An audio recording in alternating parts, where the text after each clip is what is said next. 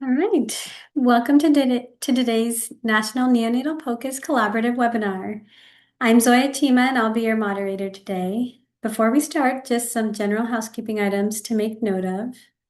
The chat is disabled for the audience, but the moderators may send out general announcements via the chat. Please use the Q&A feature to post questions. There will be a Q&A panel session after our featured presentation. This webinar is being recorded and we will be uploading to the collaborative website, neopocuscollab.com. Okay, now on to our main talk. It is my pleasure to introduce Dr. Sarah Kolnik. Dr. Sarah Kolnik is a neonatologist and assistant professor of pediatrics at the University of Washington and Seattle Children's Hospital. She is also the associate medical director at the University of Washington NICU and co-director of the neonatal POCUS program at Seattle Children's Hospital. Her research focus includes strategies to improve neurological outcomes of neonates that result from a variety of injuries, including intracranial hemorrhage and hypoxic ischemic encephalopathy. She uses non-invasive monitoring with cranial POCUS and near-infrared spectroscopy to assess injury and to investigate mechanisms to help prevent or mitigate injury. Dr. Kolnik, please take it away. Thank you. Share my screen.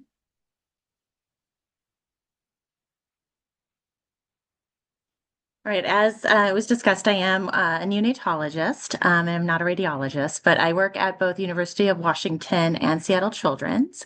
I'm the co-director of the POCUS program there for neonatology, as well as I do research in neonatal neuroscience in a couple of different areas. And thank you very much for the invitation to talk. I'm excited to share cranial POCUS for neonatologists. I have no conflicts of interest in relation to this presentation.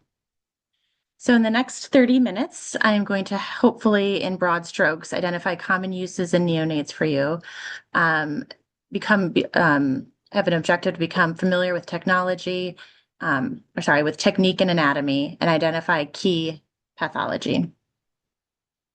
So we will start with a case, but come back to it at the end, hopefully to highlight that, through the end of this talk, you're able to come up with some ways of identifying if there's significant pathology. So this is a 5-day-old ex-full-term infant, presents with lethargy and poor perfusion, codes on admission, and as you're mobilizing ECLS, you decide to pick up the probe and perform a cranial POCUS.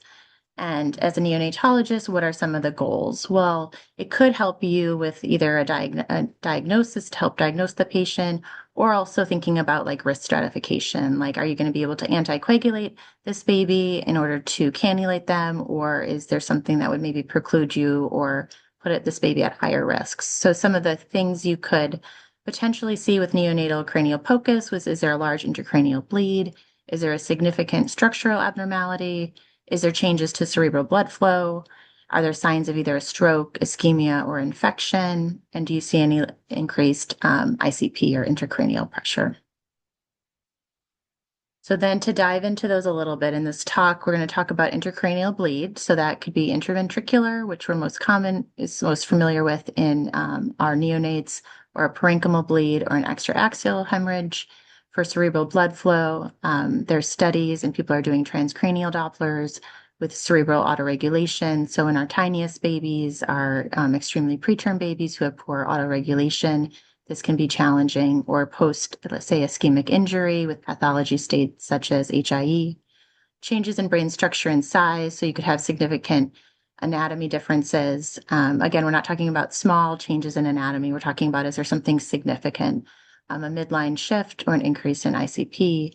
And then for intracranial infection, a lot of times this is at least in the US, this is in the wheelhouse of our radiologists. But if we're going to the bedside and evaluating a patient for kind of acute decompensation, we could see if there's some pathognomonic findings for in utero infection or postnatal or evolving infection. So probe selection, so this is really based on what your unit has and what you're trying to see. So in general, like about a 7 to 8 megahertz, but in like the 5 to 12 range should be able to give you the average preterm and full term neonates, be able to scan the entirety of their brain. And remember, the higher frequency, like in anything in POCUS, it will improve your resolution, but will not help with the penetration. And so really thinking about what you're trying to see and the footprint. In our delivery hospital unit, which is University of Washington, we have a phased array that's a 512 that is able to, at least for screening, IVH has been able to capture what we need. So what are the windows that we're talking about? And so, we have a unique population that has anterior fontanelle, posterior fontanelle, and mastoid fontanelle, all areas that we're able to potentially get images for the baby's brain. Thinking about limitations, when I teach to our trainees, either our fellows or residents, I talk a lot about using a lot of gel to help overcome some of the limitations of the hair. Also, in our small babies, the 22 and 23 weekers, we use a lot of gel, and I have the trainees really anchor their hand and not put any pressure. You're really just taking the probe to the gel and not causing any sort of pressure to the anterior fontanelle. And then some of our babies will have EEG leads on, or we'll have NIRS monitors on. And so really trying to navigate around that. But you really don't need that much space. And even with electrodes on, you're able to get usually into that window. I'll talk a little bit about posterior fontanelle, the temporal window, and the mastoid fontanelle a little bit later, but I really want the majority of you all to feel comfortable with the standard views, which comes through the anterior fontanelle, which you're able to see the whole brain. So for this, the technique is two different views of coronal and sagittal. I have them start in the coronal plane. I put a little blue dot here where the marker is. So that's going to be to the right of the baby, the indicator. And then you're going to scan from the front to the back. So frontal lobe to the occipital lobe. Take a video of that. And then you just turn the probe 90 degrees. And so then the probe becomes facing towards the front of the baby. And that's your sagittal plane. And you're going to scan from right to left.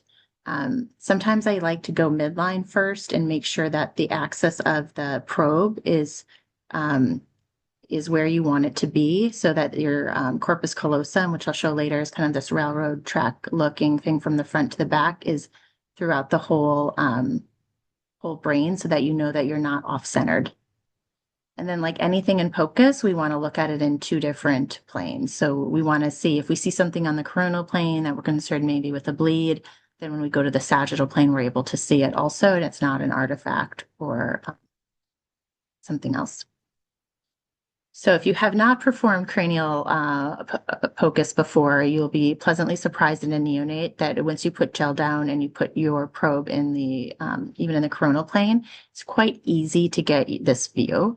And just to look at the blue dot, it's on the right of the baby, which shows up on the left of the screen by convention, but just know that that's going to match up to where the baby is, where you're scanning.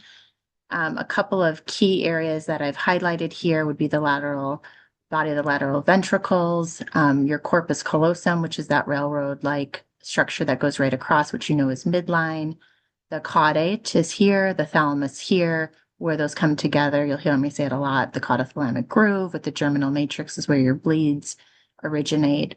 So you're going to be looking in this kind of area on both of your in both of your lateral ventricles. And then a few other little things, to point out here would be the septum pellucidum, which is this area here in our preterm babies, not to be confused with the third ventricle, which is below it. And then thinking of the Sylvian fissure. So this is going to change in size as the baby sort of gets older, and it's just a good marker. So this is right here in sort of your midline, and it's going to separate your temporal or your frontal and your parietal from your temporal lobes. So looking at the coronal view, we're going to be scanning, like we remember if we said, from the frontal lobe to the back. And so you'll be going through kind of each of these different planes and capturing an image as you go through. So you start with the frontal, you'll start to open up the anterior horns of the lateral ventricles. You'll go through the Sylvian fissure. You'll go back through the third ventricle and the thalami, then the posterior horns and the choroid plexus, and then back into the occipital lobe or the parenchyma.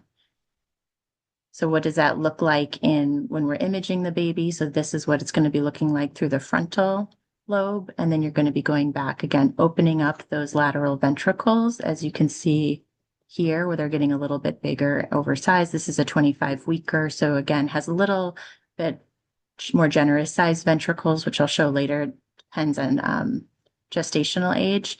But then you get to the more posterior, and then you're going to see these. This is your choroid plexus, and just spend a second here knowing that this gets confused a lot of times with our trainees. The choroid plexus is more homogeneous. It's very echogenic. It's usually symmetrical, so you're going to see it in both sides, and you're going to see it in the posterior sonata occiput, not to be confused with a interventricular hemorrhage.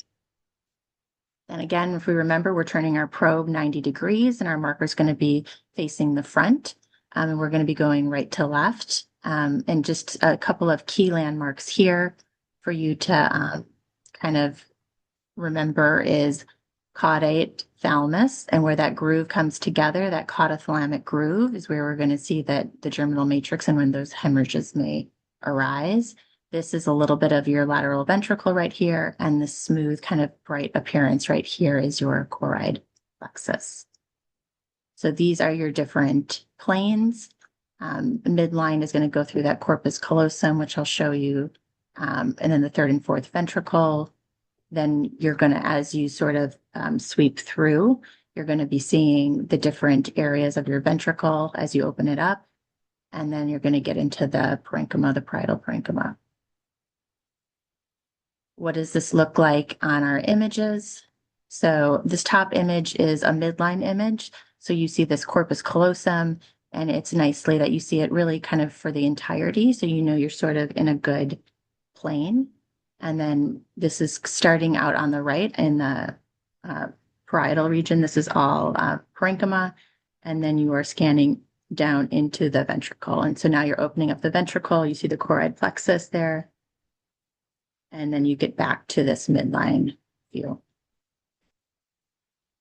Now, before we go and look at kind of different applications of this, I wanted to just point out something that I thought has been important over time is just really understanding how these images can look different with different gestational ages. And I think the thing that comes to the forefront of our head is like, oh yes, there's like cortical folding that changes as the gestational weeks change, but also the size of the ventricles are different, and the sizes and the fluid around the brain changes. So if you look at these 23 and 25 weekers, this kind of area where the Sylvian fissure looks really kind of very generous, and the size of the ventricles relatively look a little bit more generous. As the baby gets older, you can see that there's more cortical folding, that fissure comes a much smaller in size, and the ventricles relative to the rest of the brain seem to be relatively smaller. And to highlight that, I just grabbed two images from our unit, one of a 22-weeker, which I'll play. And you can kind of, if I right here, see it's really smooth. And then if I stop right here, you can see that it's a nice midline view of the corpus callosum, and you have a pretty like significant ventricle size here based on the gestational age of this baby. This is a 31-weeker, again, not even term, but you can appreciate the kind of cortical folding, and then also the size of the ventricle is significantly not as robust compared to the 22-weeker. I'm going to mention real quick the mastoid view, but again, for people that are novice in doing cranial ultrasounds, I'd really have them focus on the anterior fontanelle.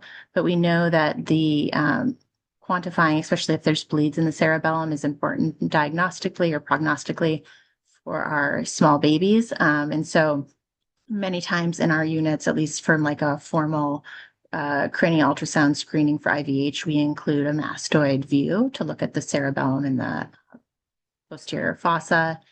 This can be done by looking essentially in the back here behind the ear. You're able to see both cerebellar hemispheres. This is the fourth ventricle, the vermis, and the cisterna magna.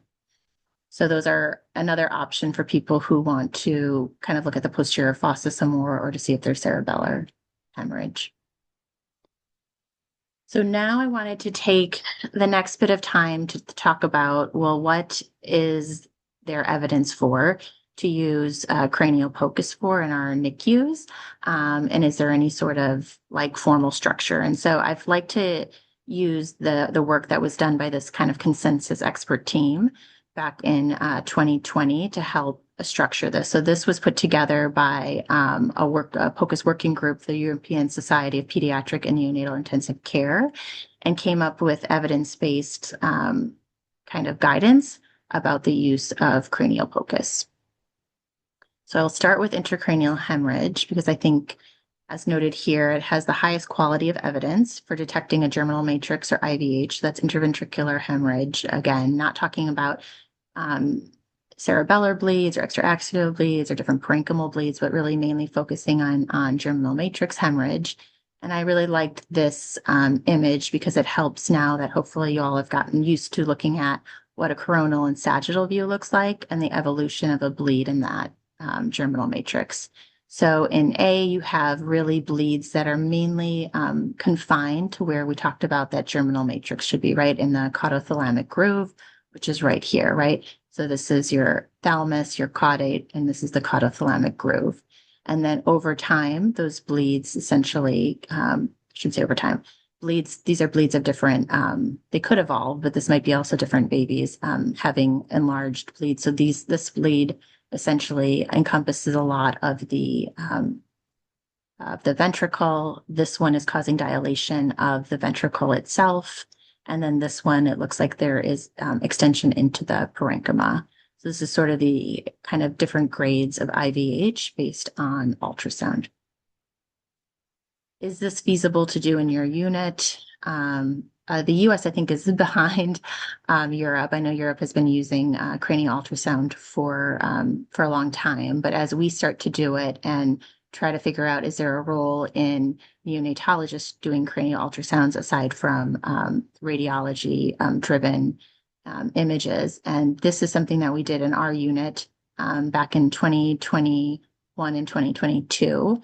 And we essentially, I worked with a radiologist that's actually on the call here. We came up with a screening protocol. She helped to train myself and one of our lead APPs who are like super users and trained other APPs and fellows. And over time looked at different metrics that we thought would be appropriate to make sure that were gathered in these images to diagnose an intracranial bleed, and found over time that we were able to train up our providers. How have we used this? And again, this is just sort of in our unit specific, and but we had in our population at the U has we resuscitate down to 22 weeks gestation. We have high risk comorbidities in our moms. It's a big referral center, and we also are a referral center for moms that prefer to resuscitate their babies down to 22 weeks. So we have a little bit of a higher, I think, rate of potential IVH based on these risk factors. So we had a kind of a spike in our IVH in 2018. We worked on a prevention bundle. We got our rates down. We started resuscitating smaller babies. Our rates went up again. And there's no causation. You don't do a cranial POCUS and your IVH rates go down. But what it was able to do is let us know with more precision about when these bleeds were happening and some of the cofactors that were potentially leading into to these bleeds happening, such as some of the babies were bleeding later with coagulopathy. We had anticipated that there was maybe some bleeding happening right after the delivery room or in the first 24 hours, since that's what the literature shows, but ours actually didn't show that. So it was just a way for us to really kind of more precisely understand bleeds in each baby and then bleeds in our unit. This is an example from that study. It was on one of our older machines, which was a sonocyte, so the quality is not great, but I think you can clearly see that, this is a baby. It was a 24-weeker who was ruptured, I believe at like 18 weeks, really had significant pulmonary hypoplasia, had really high frequency settings, and ended up developing an IVH that was picked up. This was a image that was performed by one of our APPs. So again, in our severe IVH, I think it, once you understand sort of the basics, it's something that it can easily be picked up by people that are trained in it. I bring this up too to talk a little bit about the precision medicine and like thinking about how these devastating bleeds, even though they occur infrequently, is there any other kind of signs that we have that they might occur or have occurred? Some of my other work is in near-infrared spectroscopy. So this was looking at essentially continuous NIRS readings over the first 72 hours of life in babies between 22 weeks and 24 and 6/7 weeks. And we saw that babies with severe IVH, so grade 3 or 4, had lower regional cerebral oxygenation. But we were curious if these were babies who had already bled or they had lower NIRS readings and lower, like a higher risk of ischemia, reperfusion injury. And so we ended up looking at our POCUS scans that we had done sort of throughout and to try to get an understanding of when those babies bled. Did they bleed before or after? And we found that babies actually that bled within the first 72 hours were the ones that had the lower readings. Those that had grade 3 or 4 after 72 hours actually ended up having more similar like initial reads. And then interestingly, this is unpublished work, but something we'll publish. Most of these really tiny babies actually had progression or bleeds later, which is sort of contrary to our current studies that we have on older babies. So this leads us into perfusion and ischemia and stroke. So this whole idea of can we use POCUS to understand how the baby's brain is perfusing? So this is just a couple images I grabbed from one of our sites, just looking at the ACA and the MCA. And to go back to that framework that we talked about before, there's a quality of evidence B in detecting cerebral blood flow changes in neonates. This ACA wraps up around sort of this ventricle. It's usually quite a big vessel and easy kind of to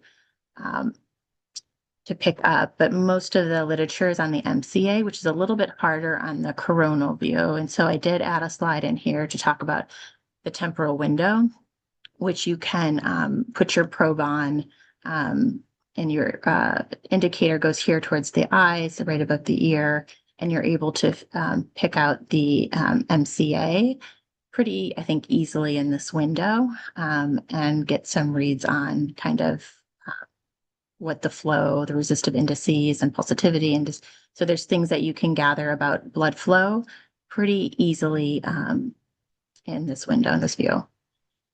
And I wanted to mention this study in this talk. So this came out of the Iowa group from Danielle Rio's group back in the summer. And I think it's really interesting because, we have always struggled in neonatology to, I think, understand what's the appropriate blood pressure for these babies. And what does the blood pressure, does it correlate with good end organ perfusion? And so this was a study done in which they looked at babies that were normotensive, babies that were hypotensive, and then babies that were treated and then became normotensive, and looked at their MCA. This was also done with some of their hemodynamic metrics, so they were able to really correct and get a pretty precise understanding of some of the other components that may contribute to some of the confounding factors. And so I highlight just this one piece, which I found was interesting. So this is MCA Dopplers, sort of what I showed you in that last slide, and it shows that the systolic velocity peak is higher in normotensive, which makes sense compared to normotensive, but it's also higher than what we think when we're correcting the blood pressure in the baby, and the baby's blood pressure is reading normal. It's still not reading sort of what a normotensive baby's MCA pressure would be. And so they made this kind of conclusion that blood pressure alone is not a sufficient indicator of cerebral perfusion status. So I do think that there's probably a window of opportunity here for us to think better about how we are looking at cerebral perfusion when we have access to POCUS. This study came out in 2022, multi-center study, and this was looking at hypoxic ischemic encephalopathy. There has been other studies that have looked at resistive indices with their MCA and just concluded that, having a resistive indice less than 0.62 is suggestive of perinatal asphyxia. And then in centers that may not have access to MRIs or limited, this could be another mechanism to help decipher that diagnosis.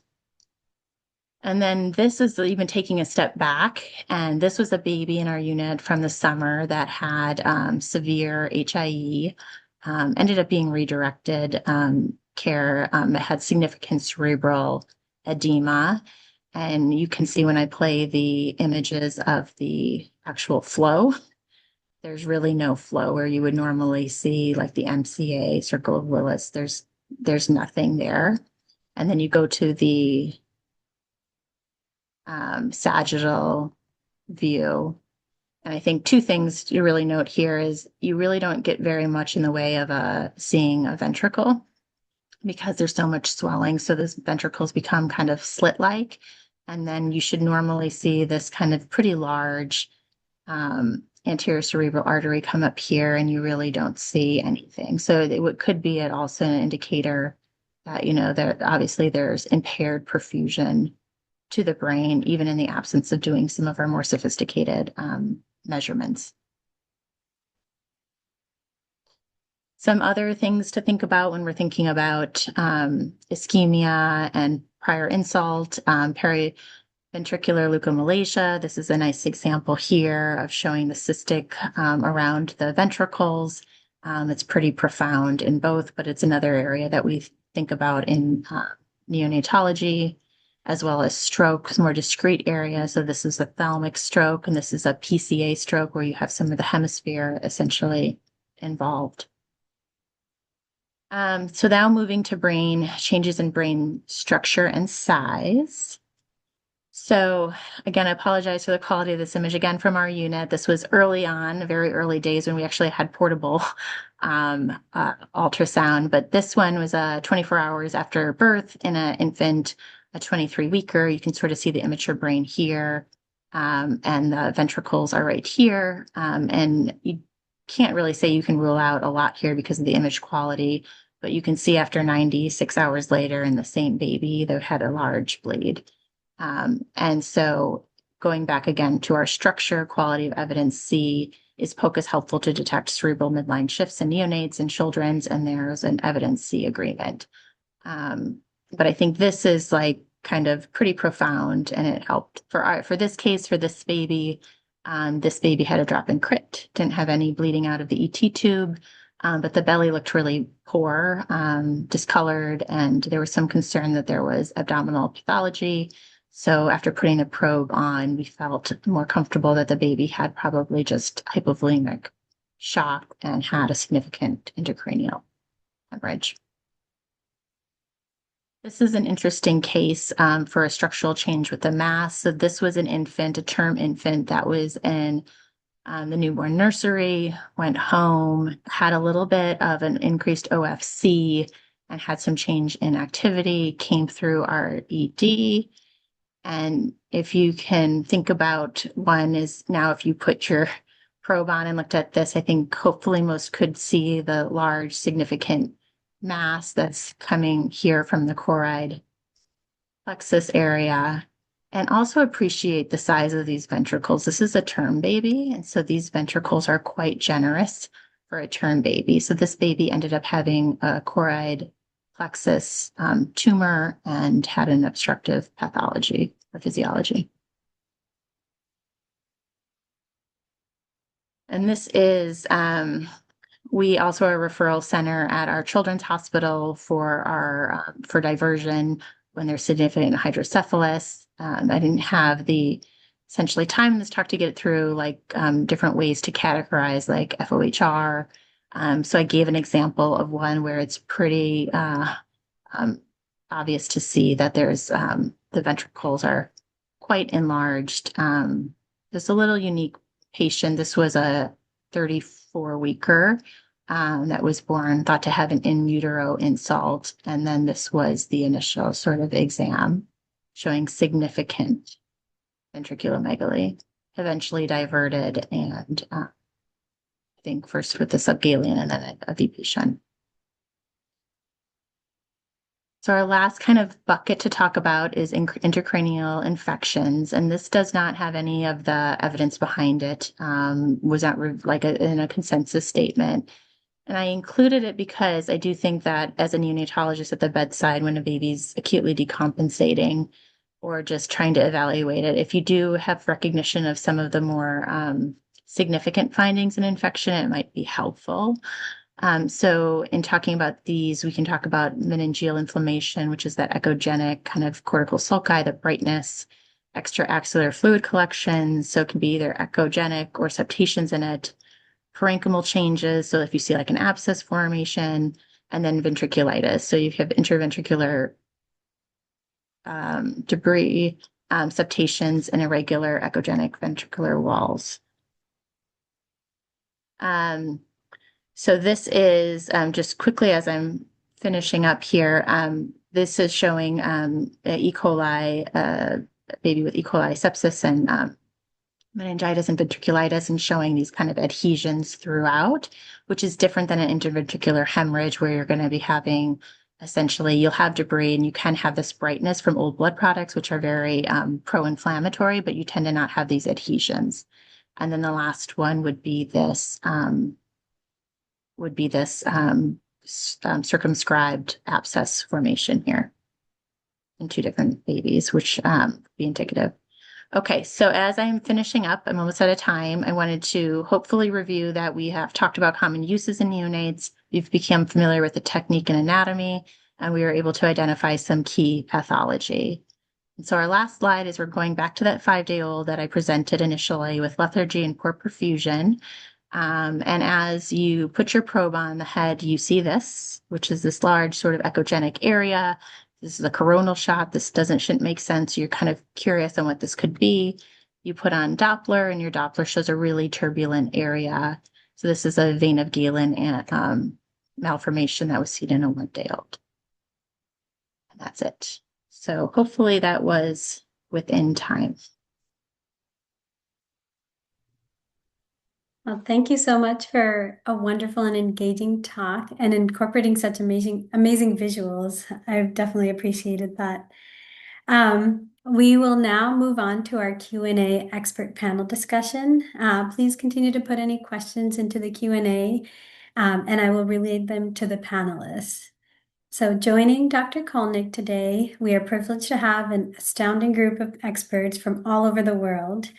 It is my true privilege to introduce Doctors Dige, Cowan, and Myler. Dr. Manjiri Dige is a professor and radiologist at University of Washington, where she also serves as the medical director of ultrasound. She was instrumental in helping Dr. Kolnik to bring cranial ultrasound into the NICU as a POCUS domain at University of Washington. Dr. Frances Cowan is a perinatal neurologist at Imperial College London and a visiting professor at the Department of Neonatal Neuroscience at the University of Bristol. Dr. Cowan is particularly interested in perinatal brain injury, its timing and risk factors, patterns of injury and their evolution, and the early determination of prognosis. Dr. Gerda Myler is a neonatologist who is recently retired from the Asala Women and Children's Hospital, Zwolle, the Netherlands. She now maintains a research appointment at Leiden University Medical Center. She is a prolific author and an active member of the Educational Committee of the Newborn Brain Society. Dr. Myler, in collaboration with Dr. Cowan, has presented the annual cranial ultrasound courses at London's Imperial College of Medicine for more than 20 years. I would like to start the Q&A session by asking our panelists, how frequently do you usually perform cranial ultrasound for extreme preemies during the first week of life, and how does that change your management?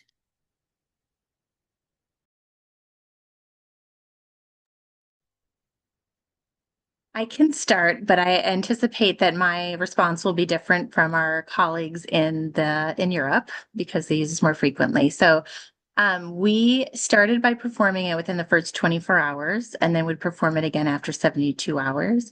We do a 72-hour IVH prevention bundle, and so did it again at the end of that.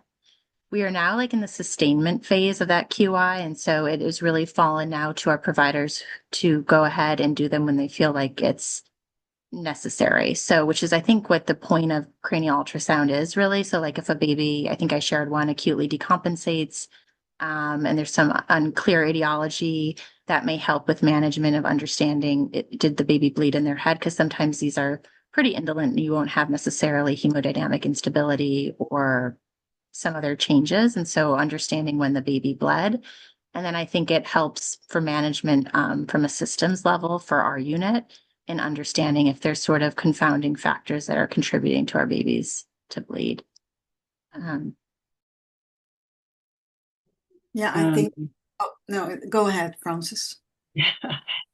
Okay. Well, I've always worked in a unit where we have done scans on admission, feeling that if a baby is ill enough to come into an intensive care unit, you want to know how their brain looks and don't want to come up with some surprise at 3 or 4 days that they have some congenital abnormality. So we have always done them early. And then we would follow with a scan at day 2 or day 3, and then towards the end of the first week and the second week, and then onwards at decreasing intervals, looking for white matter injury, which we know is not going to show itself so well, at least in terms of cystic change, for 2 to 3 weeks. And then looking later on to see that the brain, even if there is no injury seen, is growing well and filling the skull, so that when the baby is discharged home, we know that the brain looks normal, and if we measure the head circumference, that it's grown as much as you'd expect. And I think we are also used to, for example, and probably you do too, doing a scan pre-surgery, so that you're not taken by any surprise that you might find after the surgery. I think that's really very important. And also, if a baby gets sick with necrotizing enterocolitis, to do a scan and then see, that's a big risk factor for white matter injury, and then follow them again at appropriate time intervals to see whether there's changes in the white matter. And of course, now with the early intervention for intraventricular hemorrhage that is really recommended, highly recommended. You need to be following the size of the ventricles and plotting them on the guidelines that were published by Mohammed El-Dib not so long ago. And then this helps you to decide when you need to undertake your early intervention. And you really are dependent on measuring ventricular size and not looking for other more general signs. Gerda, I'm sure you have some other suggestions about when we would do scans. Well, I perfectly agree with you, first of all.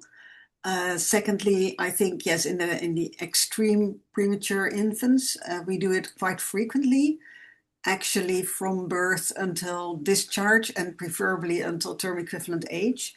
And what Francis said is, well, holds true, of course, but also I think we should also try to look for more subtle changes. So not only the cystic degeneration of white matter injury, but also the pre-cystic stages, or the white matter injury that never becomes cystic, but that still is white matter injury and may have quite some consequences for outcome.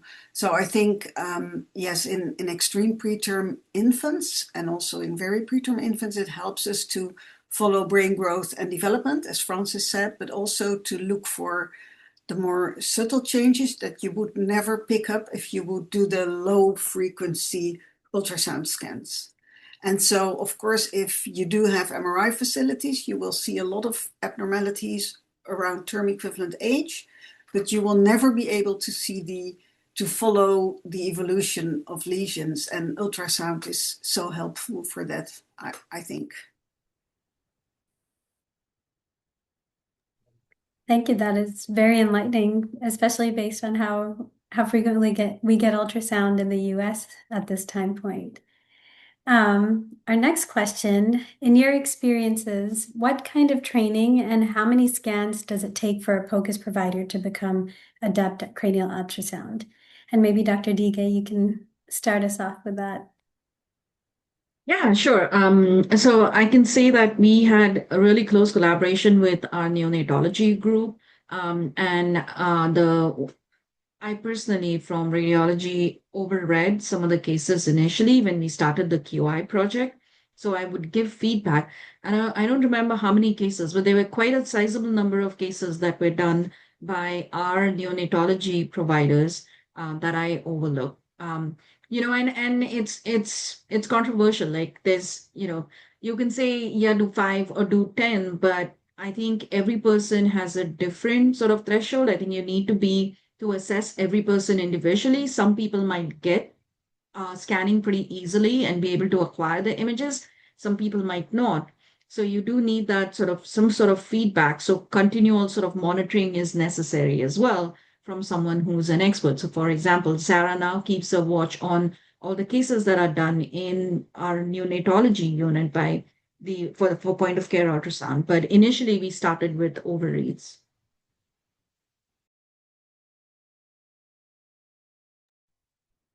And having taken the course, the cranial ultrasound course in Calgary, and just knowing how different it is in Europe, I'm just curious if most neonatologists, by the time they finish their fellowship training, are, proficient in cranial ultrasound would be my sort of assumption, but I'm not sure.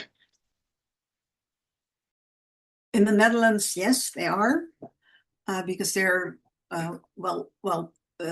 as a neonatologist, we do most of the ultrasound scans, so we train our fellows to do that. So yeah, really, they are trained at the end of their fellowship. That may not be true for all European countries. So I cannot talk about other countries, but at least in the Netherlands, yes, that's true. I think that's true. In Britain, you can't be generalized. Where I've been working, there's always been such an interest that everyone we do a round and would discuss the scans. And where I am teaching now, we have a sort of 10-week rolling course of lectures on different aspects of ultrasound, which is repeated every 6 months for the new intake of junior doctors. So I think they get a lot of opportunity to understand the theory and pathology that there is, and they have quite some supervision on the ward. But there's no exam that they take to prove that they are competent, And I think there are people who, as you were saying, Manjiri, that there are people who like imaging and take to it quickly, and there are others that find it very difficult. And I think you're never going to get people who really find it difficult to enjoy it and end up being good at it. Well, leading into that, sorry. I found it difficult in the beginning, but I now enjoy it tremendously. So don't give up, I would say. Yeah. There's definitely a learning curve. I agree. So at your institutions, once you make a diagnosis with bedside POCUS head ultrasound, how do you document it? And do you always order an official head ultrasound so a radiologist reads it? We don't do that. I've never worked I've worked where we've done joint sessions, but not that the radiologist writes an official report. We write a report ourselves, and we have a sort of template for filling in so that there's a record of the changes on the scan as time goes by. And then if there's some action is going to be taken, that gets written. Same for us, yeah. So we do the official reports, and that's the report. I think it highlights again the differences in the States, and I think we're actually at probably one of the forefronts of doing this, and so just showing how much we sort of lag behind. But when we perform it, say at the 24 hours, and somebody's concerned about it, then we usually have that documented in the attending notes. So they'll have screening cranial ultrasound concerning for severe IVH. And then we will get an official read, and we'll get an official read in from an ultrasound tech. It depends on the stability of the patient and what we think we're going to do. So if the baby is really unstable and it's not going to change management and we think it's a grade 2, we might get it in a couple days officially to document it. But if we want it in that moment again, we might go in and get another formal cranial ultrasound. I will say the difference is as a neonatologist, I can put the probe on and get an understanding pretty quickly of what I want to see, and having that articulated to the ultrasound tech, that we don't need a full, beautiful image of every single portion. We just need something. So I think it really depends on the clinical case and what the goal is. All right, thank you. What are some of the common mistakes or pitfalls for bedside providers implementing cranial POCUS? I feel like this is one of the things that I'm looking out for a lot as I'm learning.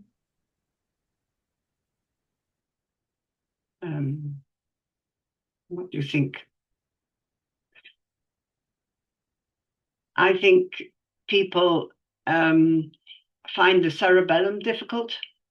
I know Gerda's group has done a lot of really good work with that, but I find that people are so focused on the upper part of the brain and the ventricles, especially if it's a preterm baby, they seem to lock on to that, and they simply don't look at the posterior fossa well enough, and they forget that if you have a big bleed in the supratentorial region, you're much greater risk of having a bleed in the cerebellum as well. And I think another thing is people are very focused on this is a preterm baby and therefore hemorrhage. And they forget, for instance, to look at the central grey matter. And of course, hypoxic ischemic injury can occur in the central grey matter in preterms, or a stroke can occur. And they're just not looking at that. So I think one has to try and get out of the mindset of saying, okay, we're worried about hemorrhage in the ventricles and we're not going to look at the rest of the brain. Because I think if you're going to do a scan, you are responsible for looking at the whole of the brain. When you do it, people assume you will have done that, and not just looked at the bit where the hemorrhage is in the middle. Yeah, I perfectly agree with that. And of course, I'm a fan of ultrasound, but also of the cerebellum. And I see so many scans where they just cut off the brain and then, well, the cerebellum doesn't seem to exist even. While when there are, hemorrhages that you can actually see with ultrasound in the cerebellum, they could be of clinical significance. And they could even be of more clinical significance than a small IVH. So that is important to realize, I think. And I think to get a whole overview of the brain. So when you start scanning, don't focus on the abnormalities that you see. Of course, you should focus on them as well, but also try to get a whole overview of the whole brain, including the cerebellum. So from left to right, from frontal to occipital, and in addition, the cerebellum.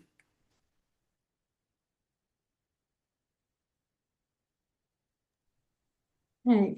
This next question, I think, is a little more focused to our US-based panelists. How did you work with your credentialing and privileging medical staff office to enable this as a recognized procedure for bedside use by neonatal staff? Because it sounds like in Europe, it's common practice and it's part of the workflow, but in the US, it's definitely something new, and our radiologists have had purview over head ultrasound up until now. Yeah, I mean, Major and I can talk about it, but I think POCUS exams, at least in the University of Washington, don't have to be credentialed. We use it like a stethoscope or an extension of our physical exam. And when we want to have it like officially read, we'll have it formal ultrasound by radiology, which is sort of the go-to. So any sort of abnormality is not relied solely on our findings, unlike in Europe. It really relies on the ultrasound read of a radiologist. So ours is more following it clinically at the bedside. I think that is a very interesting question, because as we evolve in not just our cranial ultrasounds, but in other areas, this is coming up more and more about how much do we need specific training, or is it supposed to be part of your general ability to provide care for neonates, sort of like they do in Europe. And so, yeah. Injury if you have. Yeah, so I can say that, as Sarah mentioned, we use it mostly for obviously these are inpatients, these are NICU babies. And so when the ultrasound's done, that's part of the DRG, so there's no separate charges. So in terms of documentation and billing, um, at least currently, we've not said that we've not set up a system where the images are transferred across to PACS and we don't bill for it, Sarah. So I mean, it's part of the DRG. So the documentation, as Sarah mentioned, it's mainly the clinical documentation and then the radiology images that are acquired as a dedicated clinical ultrasound that is done. In terms of credentialing, I think it depends on the place that you're at, your institution. Our institution doesn't require it, so we've not asked for that to be included as part of the credentials. But it will depend from site to site, and so you might want to check with your own institution as to what the rules and regulations for credentials are, and work with radiology. I mean, I think a lot of places now recognize that point of care ultrasound is here to stay. And the best way to do it is work with your radiology colleagues, And I just wanted to say, the thing about the University of Washington is it's a NICU within a larger adult hospital, right? And so in the adult hospital, they're using point of care ultrasound pretty regularly without sort of the difference that we, as sort of a newer, at least in the United States, a newer like neonatal POCUS are using it. And so we're not at the forefront of it. We're just within an infrastructure within an adult hospital that doesn't require sort of those extra hurdles. Well, Dr. Myler and Dr. Cowan, since it is more of part of your workflow and you are interpreting the whole ultrasound, in the US, we tend to ask a question for our limited point of care ultrasound and only focus on answering that question with our images. But it sounds like when you're doing ultrasound, you're doing a comprehensive review. So do you have a credentialing system in your hospitals to be able to do that as neonatologists? Well, Sorry. it is all in the same package. So the insurance pays for one NICU day, and all the ultrasound images, whether you do 1 a day or 10 a day, or whether you do the heart or the lungs or the abdomen or the brain, it's all included. So we don't. We don't write any bills or whatever for this. And we do a whole comprehensive ultrasound examination. But of course, when you have a very acute patient and you just want to know whether there is a huge intracranial hemorrhage or a huge posterior fossa hemorrhage that has consequences for the immediate treatment, then we don't do that. We don't do a whole 10 or 15 minutes examination. We just do like 2 or 3 minutes and then we know what we see. So it depends on the situation, I guess. Yeah, I think the situation in Britain is pretty similar to in Holland, and we don't really consider costing or documenting the number, because someone's going to add up how many scans you've done at the end of the day.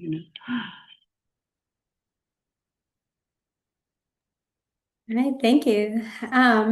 So Dr. Dige, what were some of your initial concerns as a radiologist about neonatologists taking this to the bedside?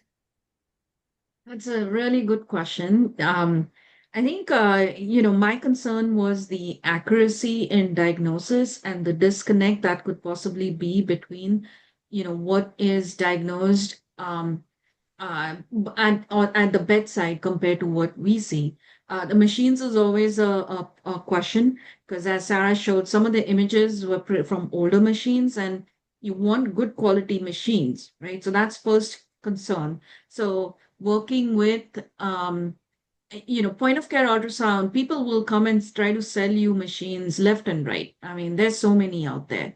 But again, working with people who know the machines to figure out what sort of transducers do you need? Is this machine really capable of doing what you really want to do? I think that's important. So, I mean, we've had a good relationship, Sarah and myself, and so it was easy for us to say, no, this is not a good machine. You need better machines. But the other, as I mentioned, then the diagnosis, if something is done right at the bedside, you make the diagnosis, and if it's incorrect, obviously you don't want that to happen. But being part of the QI project was easier because, the way we started, because I knew that, these patients are not going to have something be done on them unless and until a radiology exam is done. So you have that reassurance that the diagnosis and the treatment that the patients get will be appropriate. I think those were the main two ones, basically making sure that, some untoward action doesn't happen based on someone doing an ultrasound when they don't have enough experience. I'm not concerned about it now because obviously our team is experienced in doing these ultrasounds. And as Sarah said, we used to get those dedicated radiology ultrasounds if anything was seen or not seen on the images that the providers were gathering initially, like when we started the project.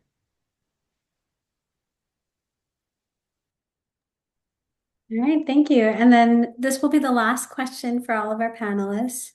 What words of wisdom do you have for novice POCUS users who are interested in learning more about cranial ultrasound and implementing cranial ultrasound in their NICUs? I'll start and be short. For whatever reason, in the States, we're scared of the brain. I don't know if it's medical legal or whatever, and people are just scared to pick up the probe and scan. But just scan normal babies and just get yourself used to the anatomy and how to do it. And then I think it becomes less like scary endeavor when you have a sick baby. I would Yeah. say come to our course, either in Calgary or in London, but Yes. that's up to you. Yeah. I agree with you, Sarah, that there's nothing like trying yourself, and you don't have to do it for very long. There are very nice books that you can access that show you the raft of pictures, and you just try and see everything and understand if you're not seeing, try and work out why you're not seeing something.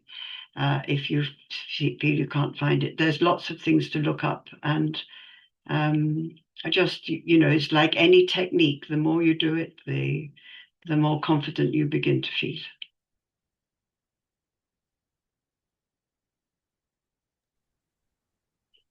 All right, well, thank you. This has been a wonderful and engaging discussion, but unfortunately, we are out of time. Thank you to our speaker and our panelists for sharing their expertise and dedicated time, and thank you all for joining us.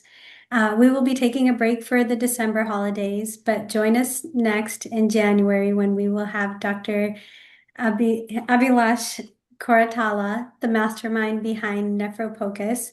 He will be joining us to talk about social media's influence on POCUS implementation.